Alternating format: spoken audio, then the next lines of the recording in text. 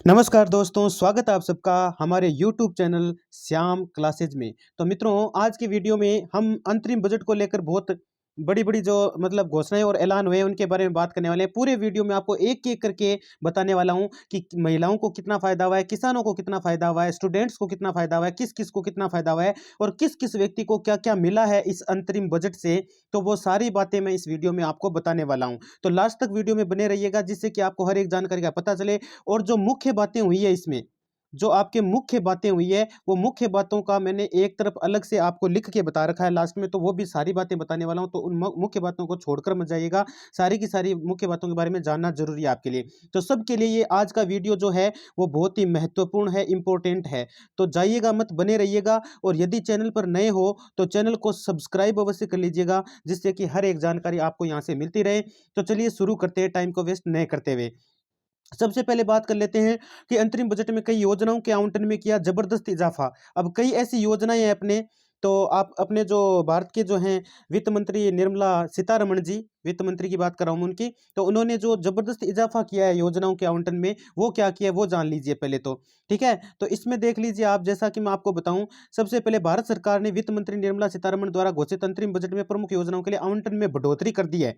माना जा रहा है कि अंतरिम बजट आगामी चुनाव में भाजपा के लिए घोषणा पत्र की तरह काम करेगा। सभी बातों को ध्यान में रखते हुए इस बार प्रमुख स्कीम में बजट आवंटन बढ़ाया गया। और इसमें जैसे कि मैं बताऊं आपको, वित्त मंत्री निर्मला सीतारमण ने आज अंतरिम बजट 2024 पेश किया, जिसमें बताया कि दरअसल इस बार 4 प्रमुख क्षेत्रों में फोकस किया गया। देखो, 4 ऐसे क्षेत्र आने वाले हैं जिसमें फोकस किया गया इनके द्वारा, जिसमें देखो गरीब भी शामिल हैं, महिलाएं भी शामिल है, युवा भी शामिल है। उन सभी के लिए लक्षित उपायों की घोषणा की गई है इसमें। जैसा कि मैं आपको बता दूं कि यहाँ पर इन प्रमुख योजनाओं में देखो, कई योजनाएं तो वो है जो यहाँ शामिल है, वो लिख भी दी है यहाँ पर मैंने, कि एक तो देखो मनरेगा, एक आयुष्मान भारत पीएमजे, ठीक है, एक प्रोडक्शन लिंक्ड इंसेंटिव स्कीम यानी पीआईएल जो है वो, उसके बारे में, और सोलर पावर ग्रिड और नेशनल ग्रीन हाइड्रोजन मिशन भी इन सभी में शामिल है साथ ही में। तो सबके बारे में एक एक करके बताने वाला हूँ, सबको फायदा हुआ है, किसको कितना फायदा हुआ है वो जानने के लिए वीडियो में लास्ट तक बने रहिएगा। और चैनल पर नए विजिट कर रहे हो तो सब्सक्राइब जरूर कर लीजिएगा। और इसके बाद में बताऊं मैं आपको, इन योजनाओं में आवंटन में हुई है वृद्धि। महात्मा गांधी राष्ट्रीय ग्रामीण रोजगार गारंटी अधिनियम, इसके तहत देखो इसमें हुआ क्या है। वित्त वर्ष, देखो पढ़वा देता हूं आर्टिकल। वित्त वर्ष 2025 के लिए आवंटन 60,000 रुपए से बढ़ाकर 86,000 करोड़ रुपए किया गया। इस बार 43.33% की वृद्धि की गई। आयुष्मान भारत पीएमजे वित्त वर्ष 2025 के लिए आवंटन में 4.2% की वृद्धि की गई। और इसके साथ ही वित्त वर्ष 2024 में 7200 करोड़ रुपए से बढ़ाकर अब 7500 करोड़ रुपए कर दिया गया है। प्रोडक्शन लिंक इंसेंटिव योजना पीआईएल यानी पीएलआई, वित्त वर्ष 2025 के लिए आवंटन 4,645 करोड़ रुपए से बढ़ाकर 6,200 करोड़ रुपए कर दिया गया है, जिसमें कुल 33.48% की वृद्धि हुई है। ठीक है, इसके अतिरिक्त देखो और बातें हैं, जिसमें कंडक्टर्स और डिस्प्ले मैन्युफैक्चरिंग के विकास के लिए संशोधित कार्यक्रम में वित्त वर्ष 2025 के लिए 3,000 करोड़ से बढ़ाकर अब 6,903 करोड़ रुपए कर दिया गया है, जिसके में 2024 के मुकाबले 130% की बढ़ोतरी हुई है। अब इतनी बढ़ोतरी हुई है तो आप देख लीजिए कि कितना फायदा होने वाला है यहाँ पर।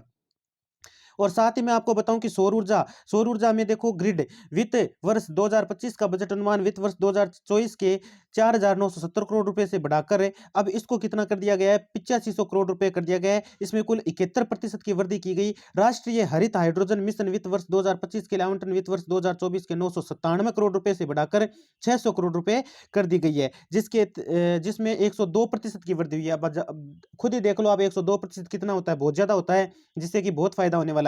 और बजट से महिलाओं और मध्यम वर्ग समेत आपको क्या मिला वो और जान लीजिए। पूरे 20 पॉइंट्स के साथ पूरा लेखा जोखा बताने वाला हूं, सारे पॉइंट्स के बारे में आपको बताने वाला हूं कि महिलाओं को और मध्यम वर्ग के लोगों को इसमें क्या मिला है। विकसित भारत के लिए राज्यों में सुधारों पर उन्होंने कहा कि राज्य सरकारों द्वारा मील के पत्थर से जुड़े हुए सुधारों का समर्थन करने के लिए 50 साल के ब्याज मुक्त ऋण के रूप में 7500 करोड़ रुपए का प्रावधान प्रस्तावित किया गया। 75,000 करोड़ रुपए का प्रावधान प्रस्तावित किया गया। देश में हवाई अड्डों की संख्या दोगुनी कर 149 हवाई अड्डों पर पहुंच गई है, यानी दोगुनी कर दी गई, 149 हवाई अड्डों पर पहुंच गई है। हमने 1,000 से अधिक नए किसानों के लिए और नए विमानों के लिए ऑर्डर भी दिए हैं, और 1,000 से अधिक नए विमान भी यहाँ पर आने वाले हैं, उनका ऑर्डर दे दिया गया है। साथ ही मैं बताऊं, नई दिल्ली में वित्त निर्मला सीतारमण ने गुरुवार को संसद के केंद्रीय बजट में पेश किया अंतरिम बजट सामाजिक न्याय, गरीब कल्याण, देश कल्याण। अब देखो, जिनमें गरीबों का भी कल्याण होने वाला है, सामाजिक न्याय, देश का कल्याण और अन्नदाता का कल्याण और नारी शक्ति पर आधारित रहा। मतलब नारी शक्ति पर बहुत ज्यादा जोर दिया है इन्होंने। बुनियादी ढांचे पर उन्होंने कहा कि बुनियादी ढांचे के विकास के और रोजगार सृजन के लिए पूंजीगत व्यय परिव्यय अब देखो 11.1% बढ़ाकर अब देखो कितना कर दिया गया, 11,11,111 करोड़ रुपए किया जाएगा। यानी लगभग इसको कितना बढ़ाया गया, 11.1% बढ़ा दिया गया है। ठीक है। घरेलू उत्पाद का 3.4% होगा, जो कि है ना, सकल घरेलू उत्पाद जो है ना उसका 3.4% होगा। सरकार ने पिछले 10 वर्षों में 25 करोड़ लोगों को बहुआयामी गरीबी से बाहर निकालने की मदद की है।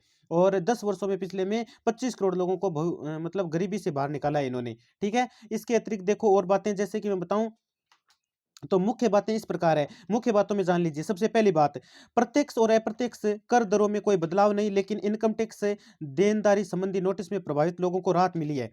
दूसरी बात, पीएम आवास योजना ग्रामीण योजना, इसके तहत अगले 5 वर्षों में कम से कम 2 करोड़ और घर बनाए जाएंगे। यानी पीएम आवास योजना जो चल रही थी आपके, उसमें 2 करोड़ और घर बनाए जाएंगे आने वाले समय में, बताया जा रहा है। और अगली है आपके पीएम आवास योजना ग्रामीण योजना, इस तहत ये तो बता ही दिया मैंने। पीएम आवास योजना के तहत आवंटन राशि, देखो आवंटन राशि को कितना किया गया, 79,590 करोड़ रुपए से बढ़ाकर 80,671 करोड़ रुपए कर दी गई है। और साथ ही बताऊं, किराए के मकानों में रहने वाले मध्यम वर्ग को अपना मकान खरीदने या बनाने में मदद करने की योजना आएगी। और एक योजना नई शुरू की गई है इसमें, देखो कौन सी, मकान खरीदने और बनाने की ये योजना शुरू होने वाली है। और स्टार्टअप और संप्रबुद्धन या पेंशन फंड द्वारा किए गए निवेश पर लाभ 1 वर्ष बढ़ाकर 31 मार्च 2025 तक कर दिया गया है। और साथ ही आयुष्मान भारत योजना के तहत स्वास्थ्य देखभाल कवर सभी आशा कार्यकर्ताओं, आंगनबाड़ी कार्यकर्ताओं और सहायकों को तक बढ़ाया गया।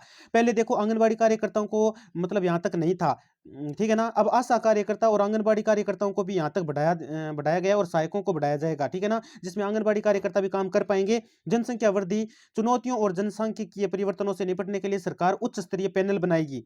और युवाओं के लिए 50 साल के ब्याज मुक्त ऋण के साथ 1 लाख करोड़ रुपए का कोष स्थापित किया जाएगा। 1 लाख करोड़ रुपए का कोष स्थापित किया जाने वाला है। सरकार 2014 से पहले अर्थव्यवस्था के कुप्रबंधन पर एक श्वेत पत्र भी लाएगी। इसमें क्या लाने वाली है, श्वेत पत्र भी लाने वाली है। साथ ही देखो, महिलाओं के लिए बात करें तो 3 करोड़ महिलाओं को लखपति दीदी बनाने का लक्ष्य तय किया गया। और साथ ही बताऊं मैं आपको, सरकार सर्वाइकल कैंसर से बचाव के लिए 9 से 14 वर्ष की उम्र की बालिकाओं का टीकाकरण भी कराएगी। साथ ही देखो, सरकार सर्वाइकल कैंसर से बचाव के लिए 9 से 14 वर्ष की जो उम्र की बालिकाएं हैं उनका क्या होने वाला है, टीकाकरण होने वाला है। ठीक है ना, अलग से कैंप लगवाए जाएंगे सब जगह। आशा और आंगनबाड़ी कार्यकर्ताओं को आयुष्मान भारत योजना के तहत अस्पतालों में इलाज की सुविधा मिलेगी। और चीनी सब्सिडी योजना को 2 और वर्षों के लिए 31 मार्च 2026 तक बढ़ाने की इसमें मंजूरी दे दी गई है। ठीक है मित्रों, ये और इसके बाद में ई व्हीकल की चार्जिंग के लिए बड़े पैमाने पर चार्जिंग स्टेशन बनेंगे। इससे वेंडरों का काम भी मिलेगा। और पूंजीगत व्यय के लिए राज्यों को 50 साल के ब्याज मुक्त ऋण की योजना 1.3 लाख करोड़ रुपए से परिव्यय के साथ अगले साल भी जारी रहेगी। साथ ही रक्षा बजट को 5.94 लाख करोड़ रुपए से बढ़ाकर 6.21 लाख करोड़ रुपए कर दिया गया है। और सैन्य क्षेत्र में डीप टेक प्रौद्योगिकियों के लिए एक महत्वाकांक्षी योजना की घोषणा भी की गई है। भाई, जो आपके डीप टेक प्रौद्योगिकी हैं उनके लिए एक महत्वाकांक्षी योजना की भी घोषणा की गई है। वो योजना भी जल्द से जल्द अभी के अभी शुरू की जाने वाले मित्रों। तो ये था बजट के बारे में सारी की सारी एक एक जानकारी मैंने आपको दे दी है। वीडियो आपको अच्छा लगा होगा आशा करता हूँ। ठीक है, धन्यवाद।